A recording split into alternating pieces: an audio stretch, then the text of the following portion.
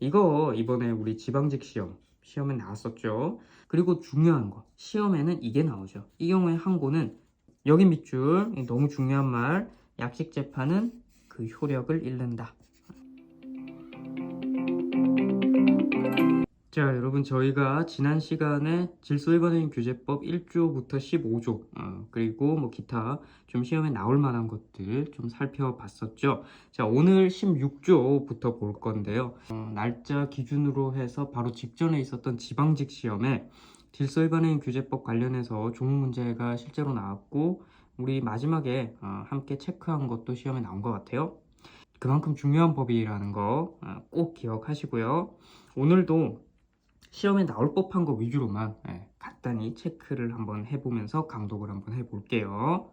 자, 16조는 사전 통지와 의견 제출에 관한 내용인데요. 자, 질서 위반 행위에 대해서 과태료를 부과하고자 할 때 미리 당사자에게 어떤 사항을 통지를 하고요. 여기 체크하세요. 10일 이상의 기간을 정해서. 여러분, 우리 조문 문제 풀 때 뭐 며칠 이상, 뭐 며칠 이상 이런 것들은 매우 중요하죠. 10일 이상 기간을 정하도록 되어 있네요. 자, 참고로 여러분들 행정절차법 있죠. 그 행정절차법에도 사전통지 규정이 있는데 거기에서도 10일 이상의 기간이라고 적혀져 있어요. 그래서 10일 이상 사전통지는 이것도 그렇고 절차법도 그렇고 10일이구나. 팁으로 우리 좀 알아두기로 하고요. 자, 의견 제출할 기회를 주어야 하네요. 그리고 여기 밑줄, 이 경우 지정된 기일까지 의견 제출이 없다면 의견이 없는 것으로 본다. 의견이 없는 것으로 본다. 밑줄. 자, 그리고 17조 보시면, 자, 행정청은 16조, 우리 방금 읽어본 내용이죠. 이 의견 제출 절차를 마친 후에 서면으로 말로 하면 돼야 한대요. 말로 하면 안 되죠. 만약에 말로 했다, 구두로 했다면 무효가 되겠죠. 자, 서면 당사자가 동의를 한다면 전자문서, 이메일로도 보낼 수가 있네요. 근데 어쨌든 동의를 해야지만 이메일로 보낼 수가 있어요. 우리 그래서 매일 뭐 전자문서로 받을래, 이메일로 받을래 이런 거에 전부 다 동의 체크하잖아요. 여기에도 동의가 필요하고요. 자, 과태료를 이렇게 서면으로 부과하여야 한다라고 되어 있네요. 자, 그리고 저희가 지난 시간에 19조와 20조는 함께 살펴본 내용인 것 같아요. 자, 19조에 제척기간 5년 체크되어 있고, 20조, 이거 이번에 우리 지방직 시험에 나왔었죠. 자, 60일 내에 이의제기할 수 있고, 만약에 이의제기하면 어떻게 돼요? 이거 시험에 나왔죠? 이번에 이의제기가 있다면 행정처의 과태료 부과 처분은 효력을 상실한다. 효력을 상실한다. 중요한 말이고요. 자, 이렇게 여러분 20조에 따라서 이의 제기가 되면 어떻게 돼요? 내가 그러니까 과태료 이렇게 부과를 받았는데 내가 60일 내에 이의 제기를 했어요. 그러면 효력을 상실한대요. 자, 그러면 그 다음 절차 21조 20조 1항에 따른 이의 제기를 받은 행정청은 이의 제기를 받은 날부터 14일 내에 이에 대한 의견과 증빙 서류를 첨부해서 관할 법원에 통보하네요. 관할 법원에 통보하네요. 자, 그런데 각 호의 어느 하나에 해당하면 그러하지 않대요. 뭐 당사자가 이의 제기를 철회했거나 당사자 이의 제기가 이유가 있어서 과태료 부과할 필요가 없다고 행정청이 인정하는 경우, 그러니까 철회했거나 이유가 있거나 이런 경우 외에는 관할 법원에 통보하게끔 되어 있네요. 자, 관할 법원에 통보한다는 게 굉장히 중요한 말이에요, 여러분. 과태료 같은 경우에 우리가 배울 때 이렇게 배웠었죠. 과태료는 어느 사건이에요? 행정사건인가요? 비송사건이죠. 비송사건 절차법에 따라서 처리를 하기 때문에 이거는 행정사건이 아니다. 그러니까 달리 말하면 처분성이 없다는 논점의 우리가 중요한 판례 중에 하나죠. 자, 어쨌든 이렇게 관할 법원에 통보를 하게끔 되어 있고 비송사건 절차법에 따라서 처리를 하게 되어 있어요. 법원 관련된 내용은 뒤에 조금 더 나올 거예요. 자, 그리고 22조 보시면 질서 위반 행위 조사를 이제 해야겠죠. 자, 행정청은 질서 위반 행위가 발생했다는 합리적 의심이 있어. 자, 그에 대한 조사가 필요하다고 인정하면 대통령령으로 정하는 바에 따라 다음 각 호의 조치를 할 수가 있네요. 자, 상식적인 조문이에요. 뭔가 의심이 있으니까요. 당사자나 참고인을 출석을 요구하고 진술 듣는 거. 그리고 보고명령, 자료 제출 명령. 이런 조치를 할 수가 있다고 해요. 합리적 의심이 있어야 돼요. 그리고 3항 보시면 2항에 따른 검사를 하고자 하는 행정청 소속 직원은 자, 2항이 뭐였냐면 우리 지금 넘어왔는데요. 합리적 의심이 있어서 조사가 필요하다고 인정한 때예요. 이때 자, 뭐 어떤 검사 같은 것을 하는데 자, 이렇게 검사를 하고자 하는 행정청 소속 직원은 당사자에게 검사 개시 며칠 전까지 7일 전까지 검사 대상과 이유 그리고 그 밖의 사항을 통지하게끔 되어 있고 다만 긴급을 요하거나 증거인멸 우려가 있다라고 인정하면 그러하지 아니하다라는 예외 단서 조항까지 체크하시면 될 것 같고요. 5항의 경우에 1항, 2항에 따른 조치 또는 검사는 자, 1항, 2항에 따른 조치와 검사는 목적 달성에 필요한 최소한에 그쳐야 한다. 여러분 이거 뭐예요? 그쵸? 이거 비례의 원칙이고 비례의 원칙 중에서 최소 침해 원칙이죠.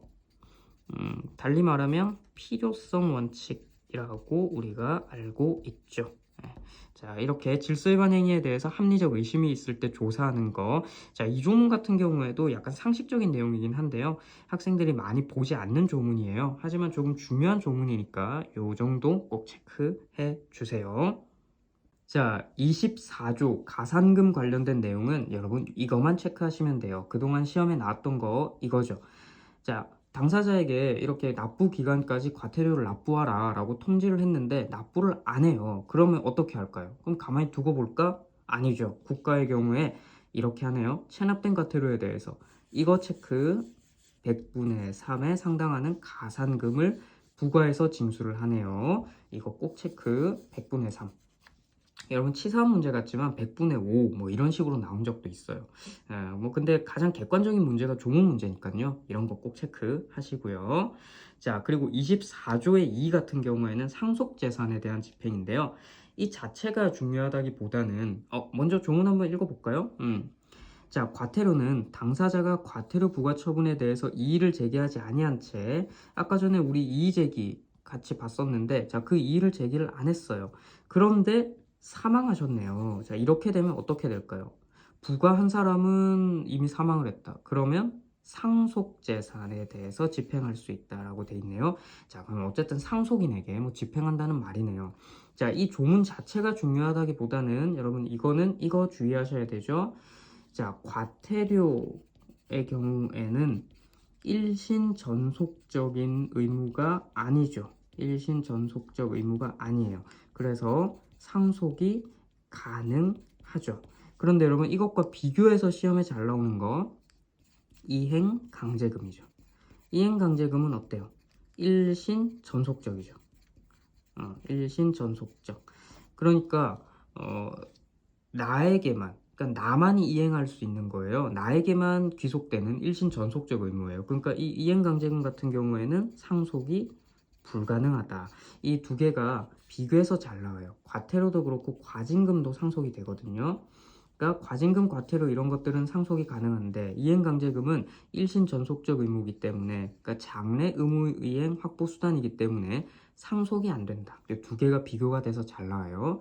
이 조문 관련해서는 조문 자체보다 이 논점을 기억해 두시는 게 좋을 것 같아요. 자, 여러분 이제 본격적으로 재판 집행 한번 해볼까요? 25조 관할 법원 내용인데 자, 과태료 사건은 다른 법에 특별한 규정이 있는 경우를 제외하고는 여기 체크 별표 당사자 주소지 지방법원 또는 그 지원에 관할로 한다. 당사자 주소지 당사자 행정청 이러면 틀린 지문 당사자 주소지 그리고 27조에 보면 자, 법원은 과태료 사건의 전부 또는 일부에 대해서 관할권이 없다고 인정하면 뭐 이걸 그냥 방치하는 것이 아니고요. 결정으로 관할 법원에 이송한다. 그리고 이 이송 결정에 대해서는 당사자도 검사도 즉시 항고까지 할 수가 있네요. 체크. 자, 그리고 28조. 여러분 28조는 조문 자체가 중요하다기보다는요. 아까 전에도 말씀드렸듯이 과태료 재판은 무슨 사건으로 간다? 비송사건으로 간다. 그래서 여기 비송사건 절차법이 준용된다 돼 있네요. 확인만 하시면 될 것 같아요. 자, 30조 보시면 법원은 21조 1항 2항에 따른 행정청 통보가 있는 경우에 이를 즉시 검사에게 통지하여야 한다라고 돼 있죠. 아까 전에 이의제기가 있으면 행정청이 관할 법원에 통지해야 된다, 통지한다라는 게 21조였죠. 자, 그렇게 통보가 있는 경우에는 누구에게?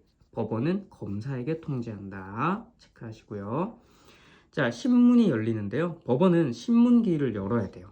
열어서 당사자 진술을 들어야 하는데 이 신문기일이 열릴 수도 있고 안 열릴 수도 있어요. 안 열리는 거는 약식 재판이라고 하는데 그거 조금 있다가 나올 거예요. 자, 우선 정식 절차로는 신문기일을 연다라는 거 체크하시고요. 약식 절차는 뒤에서 볼게요.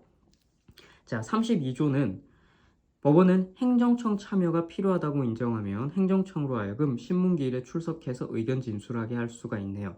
그러면 참여가 필요하다고 인정하면 그러하다고 하니까 그럼 뭐 원칙적으로 행정청은 참여해도 되고 뭐 안 해도 되죠. 그러니까 필요하다고 인정을 해야지만 이렇게 출석을 할 수가 있고요. 자, 그리고 33조의 경우에 법원은 체크 직권으로 사실 탐지와 필요하다고 인정하는 증거 조사를 할 수가 있네요. 직권으로 직권주의죠. 네.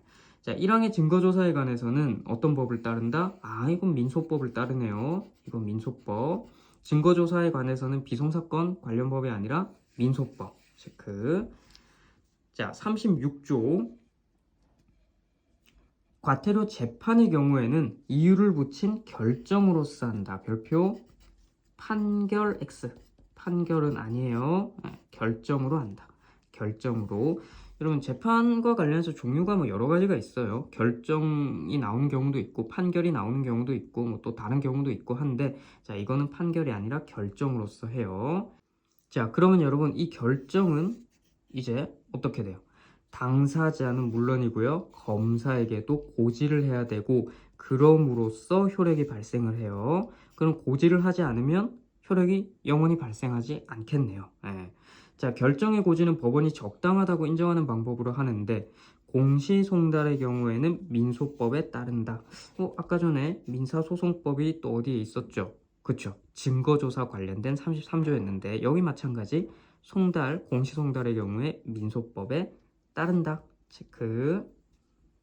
자, 38조의 항고는 우리 지난번에 일부 1탄 할 때 저희가 한번 살펴봤었어요. 항고는 당사자와 검사가 이 과태료 재판에 불복하기 위해서 하는 수단인데요. 즉시 항고를 할 수 있다. 여러분 즉시 항고가 되는 경우가 그렇게 흔하지 않거든요. 그래서 여러분들 행정소송법도 그렇고 뭐 이런 법도 그렇고 즉시 항고라는 말이 눈에 보이면 꼭 체크하셔야 돼요. 언제 즉시 항고가 되는지 이런 것들 있죠. 아까 전에 저희가 살펴본 내용 중에서도 즉시 항고가 어딘가 있었어요. 예를 들어 27조에 관할 위반에 따른 이송의 경우에도 이송 결정에 즉시 항고를 할 수 있다라고 돼 있었어요. 여기 그것과 더불어서 과태료 재판에 대해서 즉시 항고할 수 있다. 체크하시고요.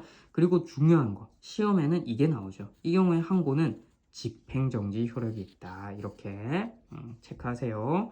뭐 효력을 상실한다. 뭐 그런 말이 아니라 집행정지 효력이 있다. 이렇게. 자, 그리고 나머지 절차들의 경우에는 뭐 민소법이 준용된다. 뭐 이유를 적어야 한다. 뭐 이런 것들은 다 비슷비슷하죠. 자, 42조 보시면 자, 예컨대 과태료 재판이 확정이 됐어요. 뭐 항고를 안 했거나 뭐 항고가 끝났거나 뭐 어떤 식으로든지 확정이 됐어요. 자, 그러면 이 42조인데요.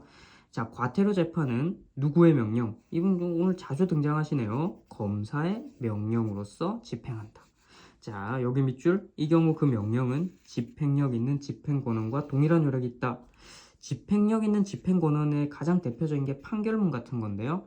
판결문은 이걸 가지고 압류도 할 수 있고 뭐 여러 가지 집행을 할 수가 있어요. 그것과 동일한 효력이 있다 생각하시면 돼요. 이 명령은.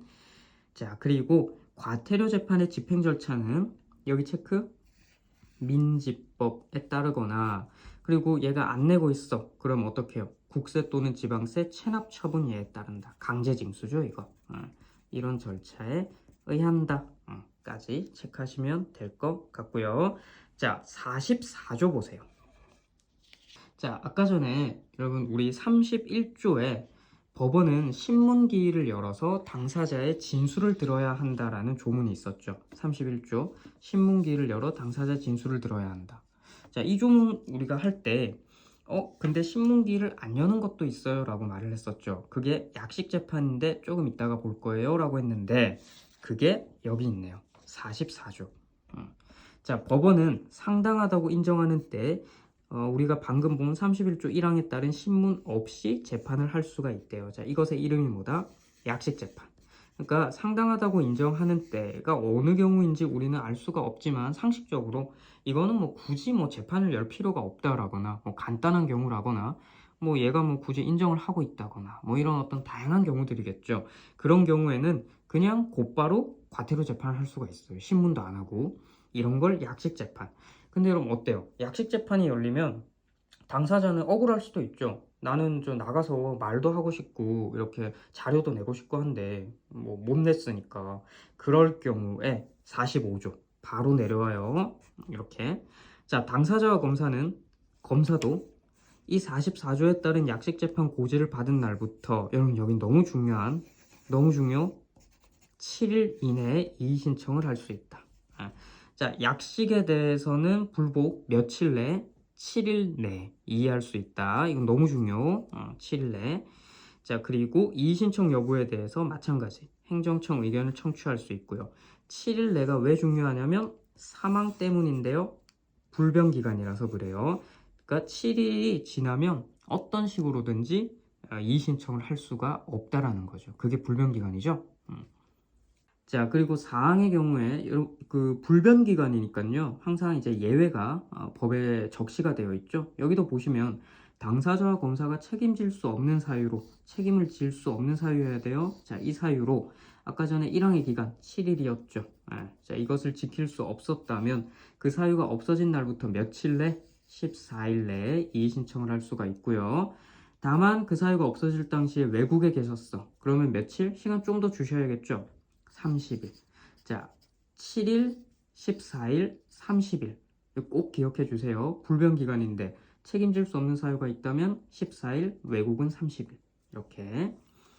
자, 그리고 47조 보시면 이의 신청을 한 당사자 또는 검사는 정식 재판 절차에 따른 결정을 고지받기 전까지 이의 신청 얼마든지 취하 가능하고요.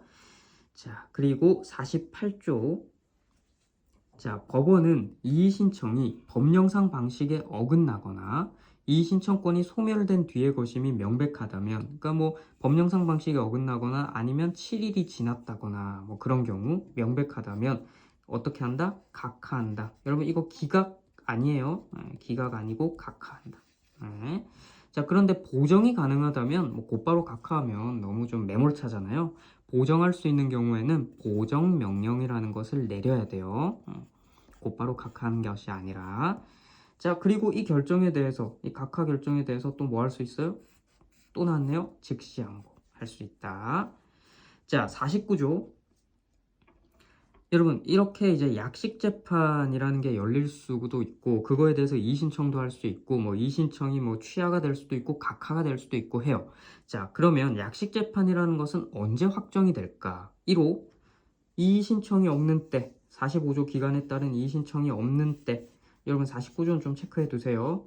이게 아까 전에 7일, 14일, 30일이었죠. 요거 없는 때. 그리고 이의 신청에 대해서 각하 결정이 확정된 때, 방금 본 48조. 그리고 당사자 또는 검사가 이의 신청을 취하한 때. 그러니까 여러분 우리가 방금 읽어본 조문들이 전부 다 49조와 연관성이 있죠. 이의 신청 취하와 관련해서는 47조에서 이렇게 내려오는 것이고 이의 신청 각하와 관련해서는 48조에서 내려오고요. 이의 신청 기간과 관련해서는 45조에서 이렇게 지금 쭉 내려오고 있죠. 전부 다 위의 조문들이 밑에 그대로 적용되고 있어요. 자, 마지막 50조 보시면 이의 신청에 따른 정식 재판 절차로 이행 보세요. 이 조문이 좀 뒤에 있어요. 그렇죠? 자, 아까 전에 약식 재판의 경우에 이의 신청을 할 수 있고 만약에 그 기간 내에 이의 신청을 했고 그 이의 신청이 적법하다라고 하면 여기 밑줄 너무 중요한 말 약식 재판은 그 효력을 잃는다. 꼭 체크. 약식 재판은 효력을 잃는다. 그래서 여러분 이거 우리 그 1탄에서도요 제가 중요하다고 했었던 그 세 가지 중에 한 가지였죠. 이런 말들 굉장히 중요해요. 약식 재판은 효력을 잃는다. 자, 그리고 이러한 경우에 법원은 신문을 거쳐서 다시 재판해야 된다. 그러니까 약식 재판의 경우에 뭐 이렇게 우리가 방금 본 49조처럼 확정이 되는 게 아닌 이상에는 어떻게 가요? 약식 재판은 효력을 잃게 되고 이게 확정이 안 된다면 정식 재판을 가죠. 정식 재판은 뭐 하는 거예요? 신문 절차를 거치는 거죠. 이렇게. 그러면 31조로 다시 조문 구조가 옮겨가요. 거기서 다시 읽으시면 될 것 같아요. 자, 50조까지가 여러분들이 공부를 열심히 하셔야 되는 조문이고요. 자, 뒤에 이제 51조부터 나오는 보칙과 관련해서는 크게 이렇게 뭐 우리가 중요하게 볼 조문들은 아니에요. 뭐 시험에 나올 여지가 전혀 없는 것은 아니지만 중요성이 좀 떨어지고요. 그래도 그나마 여러분 이 중에서 54조 정도만 좀 체크하시면 될 것 같아요. 뭘 체크하냐면 고액 상습 체납자에 대한 제재 관련해서 너무 이제 뭐 계속 체납을 한다든지 뭐 아니면은 너무 고액으로 체납을 했다든지 그런 경우에 제재가 있을 수가 있대요. 뭐냐면 법원은 검사 청구에 따라 결정으로 청구는 누가 해요? 검사가 해요. 결정으로 30일 범위에서 납부가 있을 때까지 감치에 처할 수 있다. 감치 정도밖에 안 돼요. 자, 그러면 어떤 분이냐면 과태료를 3회 이상 체납하고 있고 1년 경과했고 1,000만 원 이상 이런 이 요건들 체크하시면 될 것 같아요. 그 외에는 근데 그냥 가볍게만 훑으시면 될 것 같습니다.